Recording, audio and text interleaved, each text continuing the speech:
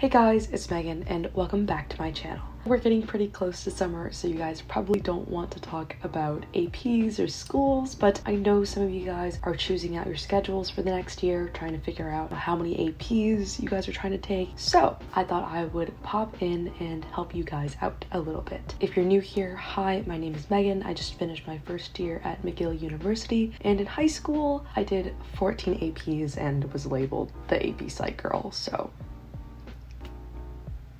yay! If you're looking to do something similar, I'm going to bestow all of my knowledge and experience. So, without further ado, let's just get started.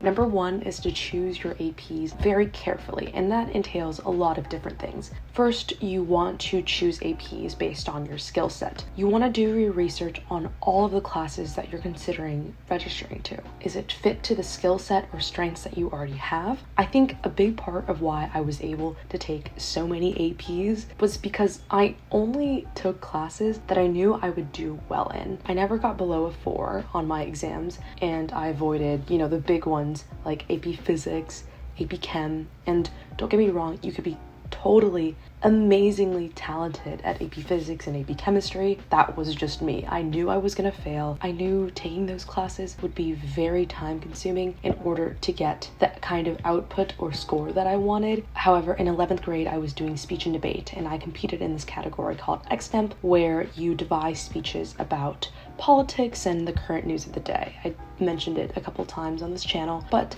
in doing so, I was doing a lot of research on government, on laws, and, just politics, right? And so that gave me a very strong background in AP US Gov and AP Comparative Gov, and also to a certain extent AP European History and AP US History. So when I was taking those exams, I didn't really feel pressured at all. I was coming in with a lot of background knowledge, and there's a high likelihood that there will be an AP that suits your skill set and all the prior knowledge that you have beforehand. Outside of picking classes according to your strengths, you also want to pick classes based off of maybe the type of reputation that the class has at your school.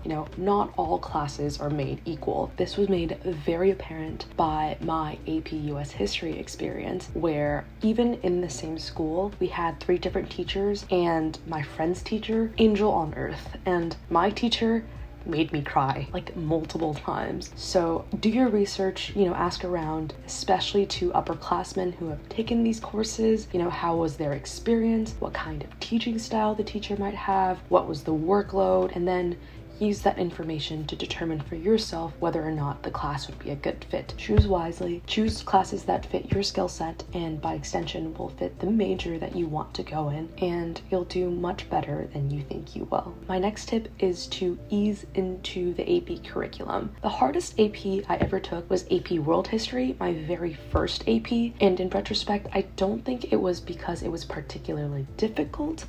I'm pretty sure it was just because I was inexperienced and going about it the wrong way. The key thing that helped me go from taking 2 APs in sophomore year to 7 in junior year without any hitches, or at least not as many hitches, was the fact that between sophomore and junior year, I had picked up study methods and I had figured out more efficient ways of studying and taking the exam. When I was first taking AP World History, I remember I would take notes for hours on end, reading the 40-page textbook readings, and I found that, at least for me, that wasn't efficient. I didn't touch the textbook for the rest of high school. I focused solely on using Princeton Review or Barron's, and that kind of trial and error only comes with experience. You only really know once you're in the class and taking the exams for yourself, I feel like. Don't jump into the AP curriculum in your freshman or sophomore year, taking 3, 4, 5 APs that year. Try 1 or 2. Night and day comparison once I had gathered myself experience, study methods, and a little bit of confidence in myself. The first exam's always a little bit daunting because you don't know what to expect, and then you realize it's completely fine. Next tip is to keep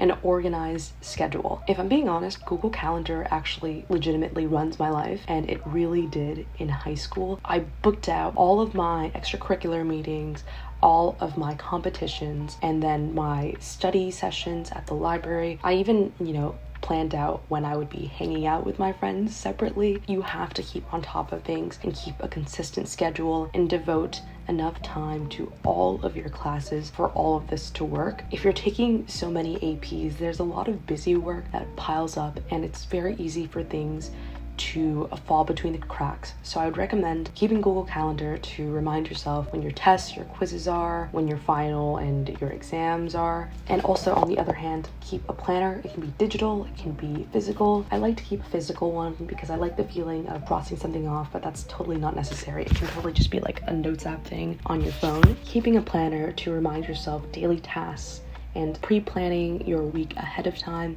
You know, maybe you have more time on Monday than you have on Wednesday, so you're like, oh, I can cram in a couple more assignments on Monday. It doesn't have to be anything fancy, just to make sure that you know when all of your things are due, know when all your extracurriculars are, so you know which days you can't do homework and which days you can do homework. It's the only way you're going to be able to survive taking 14 or more APs and also being president of like 3 clubs. There's just no way that you can remember all of that. If you can, I salute you, but I'm forgetful, and honestly, it is just comforting to have something that I know is like the Bible of my life.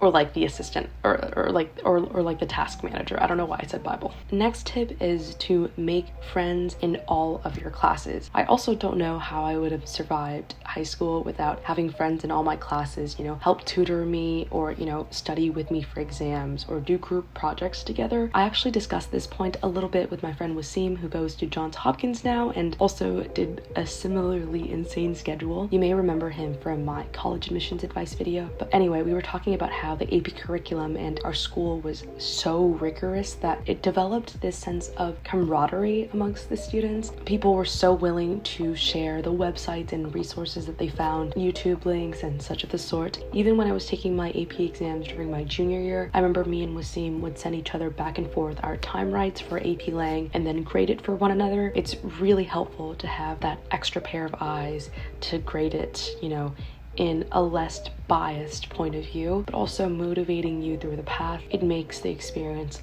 much less lonely. I know there are a lot of people who have this like sink or swim mentality, which I quite frankly find weird as hell. I don't know, I don't personally agree with that attitude. And I mean, even down the line, it's not about the better AP score that I got. I really do value the types of friendships that I made through this. You know, any friend that you meet in strife, they tend to stick along a lot longer through that bonded trauma, I guess. But no, I'm kidding. I think just having all these friends, and I've even made friends from my YouTube channel or my TikTok, and I still talk to these people that I've never met. Actually, I met one of them when I was going back to Boston, Lucas. So shout out to Lucas. Make friends in your classes. Don't be the type of person who just sits in the back and doesn't talk to anybody and only focuses on studying. Socialization really can help you with your grades. The next one is kind of a self-plug for my channel.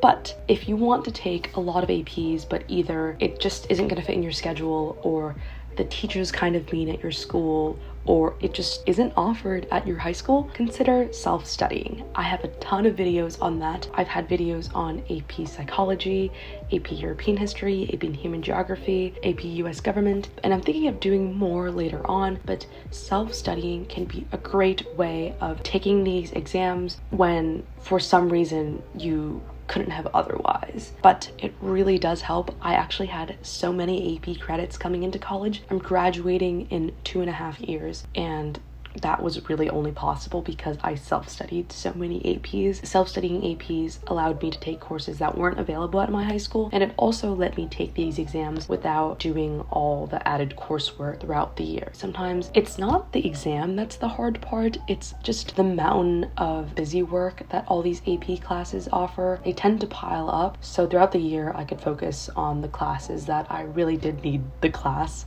to flourish in, like AP Calc, and for classes that I knew I would have done well on the exam, I just took the exam. So yeah, if you're looking to do that, check out my channel, and if I don't have a video on the AP that you want to self-study, let me know down below and I'll see if I can make one for you. Finally, the last barrier for people taking a ton of APs, I feel, is the financial aspect. And it's a little unfortunate that these exams can be very expensive. And although I do think that the price tag is way worth it if, one, you pass your exam, and two, you get the credits, because again, like I mentioned previously, I got a ton of credits. I came into college with 41 credits. For all of the AP exams, I would have paid, I think, around like $1,000, but I saved at least $45,000 in tuition and just a lot of time. So I do think that AP exams are worth it. I unfortunately do not hate College Board.